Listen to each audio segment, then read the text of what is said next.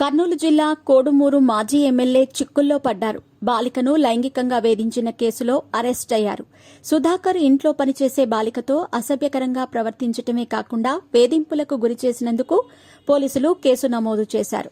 గతంలోనే ఈ video viral కాగా పోలీసులు ఇటీవల కేసు నమోదు చేశారు. కర్నూలులో ఆయన్ను ఇవాళ అదుపులోకి తీసుకున్నారు. సుధాకర్ 2019 ఎన్నికల్లో కోడుమూరు నుంచి ఎమ్మెల్యేగా గెలిచారు. వైఎస్ఆర్సీపీ నేత కోడుమూరు మాజీ ఎమ్మెల్యే జరదొడ్డి సుధాకర్ను పోలీసులు అరెస్ట్ చేశారు.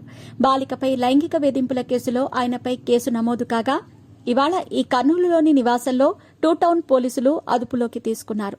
సుధాకర్కు ఆసుపత్రిలో వైద్య పరీక్షలు నిర్వహించారు. అనంతరం కోర్టులో ప్రవేశపెట్టగా రిమాండ్ విధించారు. జరదొడ్డి సుధాకర్ తన ఇంట్లో పనిచేసే బాలికతో గతంలో అసభ్యంగా ప్రవర్తించారనే ఆరోపణలు వచ్చాయి. దీనికి సంబంధించిన ఓ వీడియో ఎన్నికల సమయంలో సోషల్ మీడియాలో వైరల్ అయ్యింది. ఈ ఘటనపై ఇటీవల పోలీసులు సుధాకర్పై పోక్సో చట్టం కింద కేసు నమోదు చేశారు. తాజాగా అరెస్ట్ చేశారు. జరదొడ్డి సుధాకర్ వైఎస్ఆర్సీపీలో చేరి 2019 ఎన్నికల్లో కర్నూలు జిల్లా కోడుమూరు నియోజకవర్గం నుంచి పోటీ చేసి విజయం సాధించారు. అయితే 2024 ఎన్నికల్లో ఆయనకు టికెట్ దక్కలేదు. ఆయన స్థానంలో మాజీ మంత్రి ఆదిమూలపు సురేష్ సోదరుడు సతీష్ కు టికెట్ దక్కింది. అయితే కోడుమూరులో అభ్యర్థిని మార్చినా వైఎస్ఆర్సీపీకి ఓటమి తప్పలేదు. ఆ పార్టీ అభ్యర్థి సతీష్ పై తెలుగుదేశం పార్టీ అభ్యర్థి బొగ్గుల దస్తగిరి 21,583 ఓట్ల తేడాతో ఘన విజయం సాధించారు. 1985 తర్వాత తొలిసారి అక్కడ టీడీపీ విజయం సాధించింది. అయితే సుధాకర్ తీరుపై గతంలోనే విమర్శలు వచ్చాయి.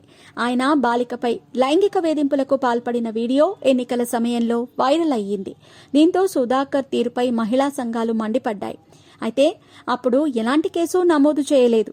తాజాగా కేసు నమోదు చేసిన పోలీసులు సుధాకర్ను అరెస్ట్ చేశారు. సుధాకర్ అరెస్ట్ కర్నూలు జిల్లా రాజకీయాల్లో చర్చనీయాంశమైంది.